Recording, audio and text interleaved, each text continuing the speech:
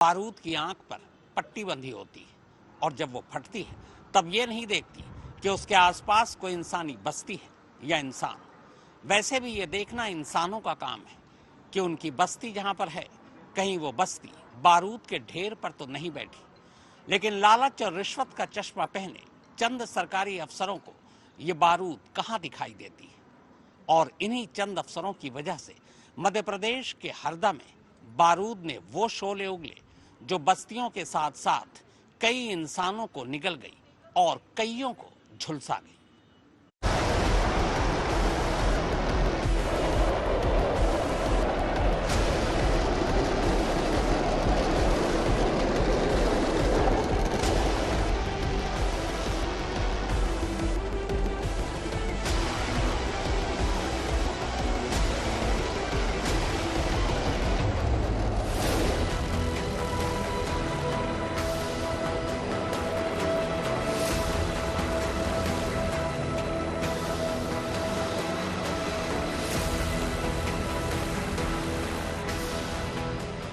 ये गुस्साए खौलते, चीखते, गरजते तूफान के बाद की धुआं धुआं खामोशी की तस्वीरें।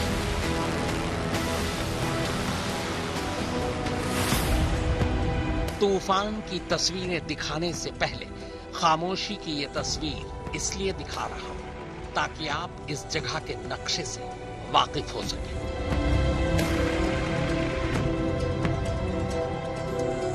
आसमान से जमीन पर इस जगह को देखने से साफ है कि चारों तरफ खेत और खेत के बीच बहुत सारे घर यानी बस्तियां। और इन्हीं घर और बस्ती के बीच मौत की वो फैक्ट्री चल रही थी जहां बारूद का जखीरा रखना मजबूरी या गैर कानूनी नहीं बल्कि कारोबार का एक हिस्सा था। अब पटाखों का कारोबार बगैर बारूद के तो चल नहीं सकता, लेकिन बस्ती के बीचों बीच बारूद के ढेर पर बैठी फैक्ट्री जरूर चल सकती है। और जब ऐसा होगा तो फिर ऐसे हादसे तो होंगे। तो आसमान से खामोश धुएं की ये तस्वीर और बस्ती का नक्शा तो आप देख लिया। अब आइए आपको इस धुएं से पहले के धमाके और शोलों की दहलाती तस्वीरें दिखाता हूं, वो भी कैमरे के अलग अलग एंगल से।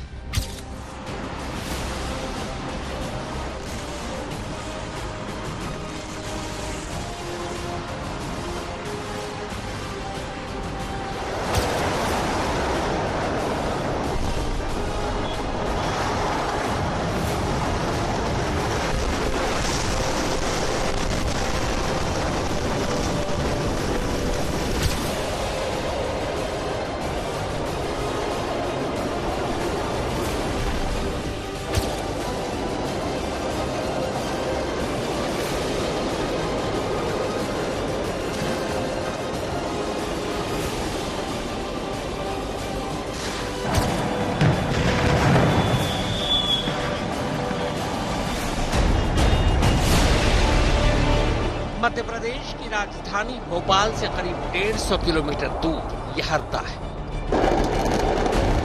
लगभग 7 लाख की आबादी है इस शहर की। इसी हरदा में मंगलवार सुबह लगभग 11:30 बजे एक जबरदस्त धमाके की आवाज गूंजी।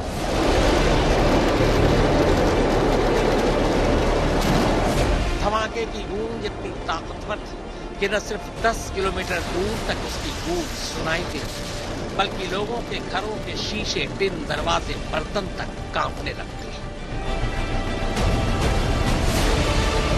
जमीन तक हिल रही है, पूरा घर मेरा हिल रहा, मेरे ऊपर गिर जाएगा। तो मैं एकदम दौड़ के बाहर निकली तो पूरे में अंधकार छाया और आसमान में धुआं ही धुआं हो रहा पूरे में। और एकदम इतना तेज धुआं, 2-3 मिनट के लिए एकदम अंधकार सा छा गया, जैसे कुछ होएगा। मतलब या तो भूकंप आ रहा है, जमीन हिल रही है कि क्या हो रहा है ये समझ में नहीं आया। कुछ पल के लिए तो शुरू में ऐसा लगा जैसे कोई बम ब्लास्ट हुआ है, लेकिन फिर जब इस इलाके से इस तरह शोले उठने लगे तो अंदाजा हो गया कि बारूद की इस फैक्ट्री में यानी पटाखे के कारखाने में धमाका हुआ है।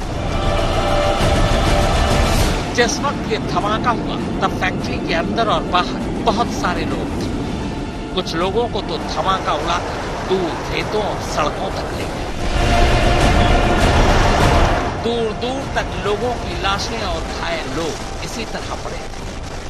घायलों की तो तब गिनती भी मुमकिन नहीं थी। ऊपर से सितम ये कि पहले धमाके के बाद अगले कई मिनटों तक रुक रुक कर धमाके होते रहे और लोग बदहवास अपनी जान बचाने के लिए भाग गए। विस्फोट ऊपर से वो गिरे बारूद के गोले। कितने लोग हैं? 100 लोग से ज्यादा 100 लोग से ज्यादा घर जल गए।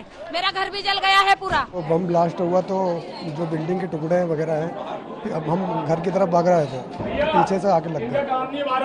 धमाका कितना तेज था? बहुत तेज था सर, कम से कम आधा किलोमीटर दूर तक पूरी बिल्डिंग हिल गई।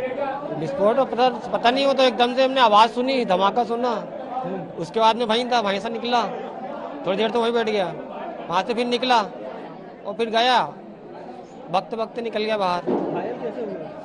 पाइप लगा हुआ था, उड़ के आया ना पाइप, यहाँ लगा, फ्रैक्चर ही हो गया, फिर एक पांव से भागा। आधा किलोमीटर दूरी पे। तो आप कैसे घायल हुए? तो हम धमाका हुआ, घर से निकला हम तो एकदम से इंगल आया उड़का, तो हमारा पेड़ में हम भगते जा रहे और हमारे पीछे इंगल लगा, इससे घायल हुआ। आज कैसे फूटा ये फटाके फैक्ट्री के पत्थर जो आए हैं उससे फूटा हुआ है सब। और धमाका कितना भयंकर? धमाका तो बहुत 3 बार हुआ है, बहुत बड़ा है। पटाखे की इस फैक्ट्री में काम करने वाले बहुत से लोग फैक्ट्री के आसपास ही रहा करते हैं। फैक्ट्री के साथ साथ कई घरों में बारूद रखे हुए थे। फैक्ट्री से निकले शोले और चिंगारियां जब उड़ कर उन घरों तक पहुंची तो देखते ही देखते फैक्ट्री के आसपास के करीब 7 घरों में आग लगी। जिन घरों में बारूद रखे थे अब वहां से धमाके गूंज रहे थे। किसी को कुछ समझ नहीं आ रहा था कि इस हाल में वो क्या करे। फैक्ट्री के साथ एक एक कर लगातार घर जल रहे थे। इस पूरे रास्ते में बहुत सारे लोग तब मौजूद थे। कुछ लोग उन फंसे लोगों को बचाना भी चाहते थे, लेकिन समझ नहीं पा रहे कि आग के शोलों में कूदे कैसे।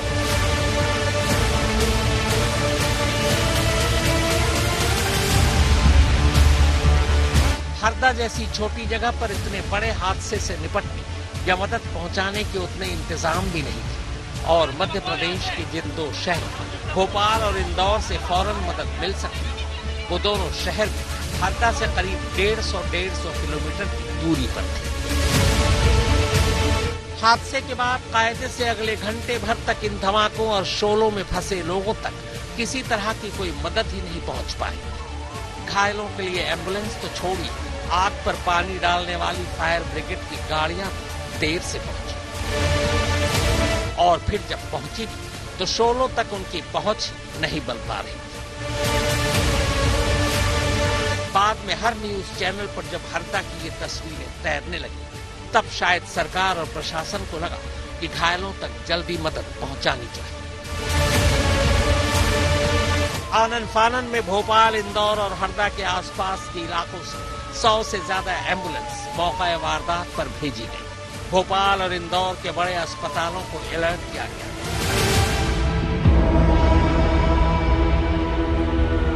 ज्यादा गंभीर लोगों को अस्पताल पहुंचाने के लिए हेलीकॉप्टर के वास्ते सेना से मदद मांगी गई। तब कहीं जाकर घायलों को बड़े अस्पतालों में इलाज मयस्सर हुआ। हालांकि तब तक 11 लोग दम तोड़ चुके थे। अब वापस उसी सवाल पर आते हैं कि बस्ती के ठीक बीचों बीच बारूद पर बैठी पटाखे की ये फैक्ट्री चल कैसे रही। ऐसा भी नहीं कि ऐसी फैक्ट्रियों में ऐसे धमाके पहली बार हुए। अब तक देश के अलग अलग राज्यों में पटाखों की सैकड़ों फैक्ट्रियों में धमाके हो चुके हैं, आग लग चुकी है और सैकड़ों लोग अपनी जान गंवा चुके हैं। हरदा की जिस पटाखा फैक्ट्री में ये धमाका हुआ वो फैक्ट्री बैरागढ़ गांव में है।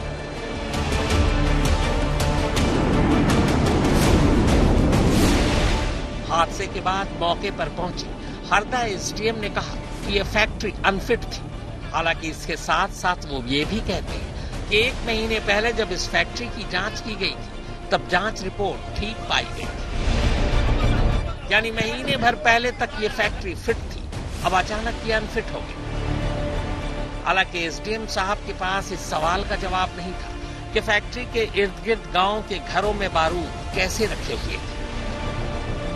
जाहिर है जांच का हवाला देकर इस हादसे को भी भुला दिया जाएगा और क्या पता कुछ वक्त बाद एक बार फिर से इसी जगह पर इसी फैक्ट्री को फिट करार देकर इसे फिर से चालू भी कर दिया जाए, क्योंकि इससे पहले अनगिनत बार ऐसा हो चुका है। फैक्ट्रियां खुद पटाखा बनकर फूट चुकी है, बस्तियों को स्वाहा कर गई है। कुछ दिन शोर मचा, फिर सब कुछ थम गया। भारत दुनिया का दूसरा सबसे बड़ा पटाखा बनाने वाला देश है, सिर्फ चीन हमसे आगे है। देश में सबसे ज्यादा पटाखे तमिलनाडु के शिवकाशी में बनते हैं, जहां 8000 से ज्यादा फैक्ट्रियां हैं। भारत में लगभग 8000 करोड़ रुपए की पटाखा इंडस्ट्री है। देश में पटाखों का सबसे ज्यादा इस्तेमाल दिवाली, शादी और धार्मिक समारोह में किया जाता है। डायरेक्टली और इनडायरेक्टली इस पटाखा इंडस्ट्री से 8 लाख से ज्यादा लोग जुड़े हैं। इस साल शादी के सीजन में एक अंदाजे के मुताबिक देश में दिवाली से ज्यादा पटाखों की बिक्री हुई। देश के अंदर पटाखों की सबसे ज्यादा बिक्री के मामले में महाराष्ट्र पहले नंबर पर है, उत्तर प्रदेश दूसरे पर, बिहार तीसरे और गुजरात चौथे नंबर पर। मध्य प्रदेश की ज्यादातर पटाखा फैक्ट्रियां पटाखों को दूसरे राज्यों में भेजती हैं। लोमेश कौर के साथ रवीश पाल सिंह, हरदा, आज तक।